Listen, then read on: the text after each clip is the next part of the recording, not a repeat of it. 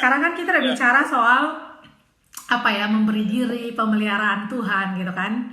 Nah, ini sebenarnya karena saya juga tamatan sekolah Alkitab kan, jadi saya tahu lingkungan di sekolah Alkitab itu seperti apa. Entah masih adakah sampai sekarang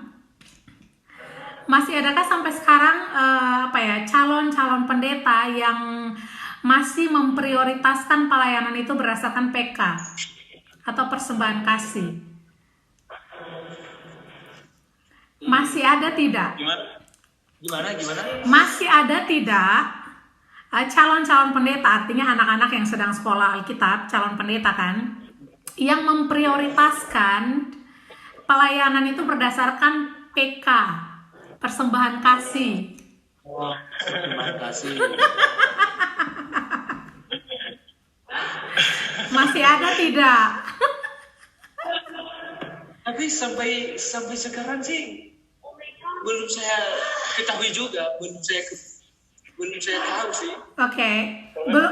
Tidak pernah ketemu teman-teman yang seperti itu? Iya, karena yang biasanya kalau di sekolah di sini, ya pelayanan betul-betul apa adanya. Oke. Ya kalau kita pikir itu pun kalau ada ongkos saja, ongkos pulang pergi saja itu sudah cukup. Itu sangat bersyukur kalau ada. Kalau tidak ya sudah jalan kaki sih. Okay. Artinya bukan harus ada uang begini atau ini baru turun pelayanan. Ada tidak ada tetap turun pelayanan. Itu yang kami alami di sini. Oke. Kalau menurut ya. Terus. Jadi menurut saya hujan atau panas atau apapun kendalanya, weekend tetap turun pelayanan. Oke.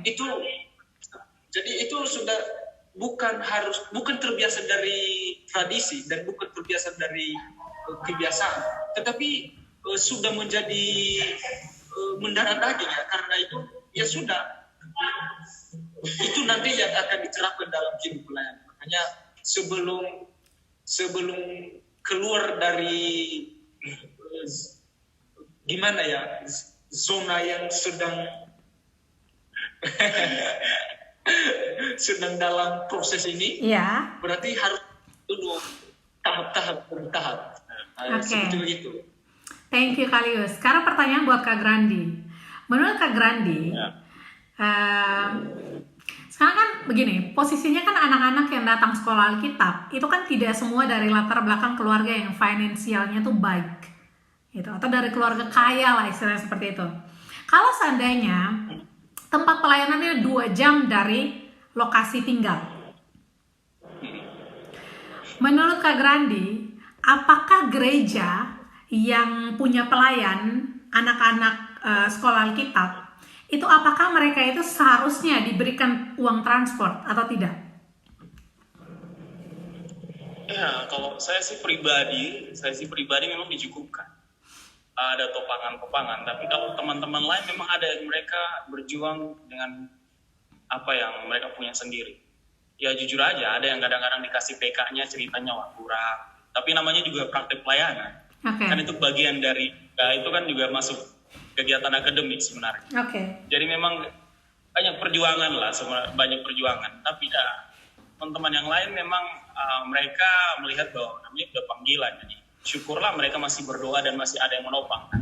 Tapi memang ada teman-teman juga yang pada akhirnya pernah kejadian akhirnya tidak bisa turun karena memang gak ada uang sama sekali. Nah, justru karena itu maksudnya kayak menurut anak-anak sekolah Alkitab, apakah sebaiknya gereja itu kayak mempersiapkan uang transport untuk mereka?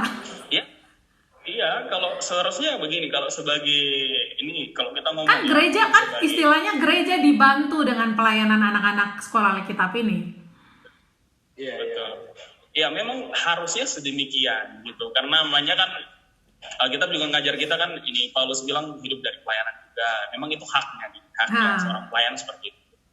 Tapi ya kembali lagi, sebenarnya struggle juga. Kita belum bisa buat tenda sendiri. kalau kita bisa buat tenda ya kita ada penghasilan pribadi ya kita bisa topan. Tapi kalau dari gereja bisa topan kita akan tetap pelayanan seperti itu. Tapi memang ada kondisi mana memang kita harus wah ini begini. Tapi ya itulah di bagian sisi lain kan kita di tujuan kita di sini dibentuk. Jadi memang itu mungkin bagian dari pembentukan. Ya, berarti masih mau nyerah. Berarti ya intinya tuh seharusnya maksudnya kayak sangat terbantu kalau seandainya kalau seandainya gereja itu bisa memberi seperti itu kan, setidaknya uang transport. Oke.